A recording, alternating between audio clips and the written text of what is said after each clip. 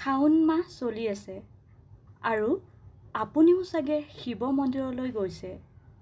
কিন্তু শিৱ মন্দিৰত কি কেইটা বস্তু প্ৰদান কৰিলে ভোলেনাথ অধিক সন্তুষ্ট হয় বাৰু আপুনি জানেনে?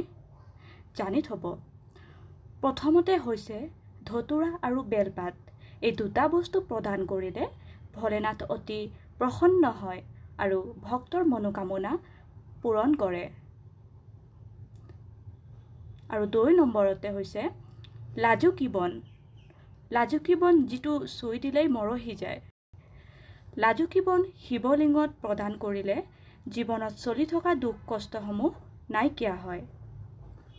আৰু তৃতীয়তে হৈছে আকন ফুল, যিটো এটা বনৰীয়া ফুল, ৰাস্তাৰ কাষতে ফুলি থকা দেখিবলৈ পোৱা যায়।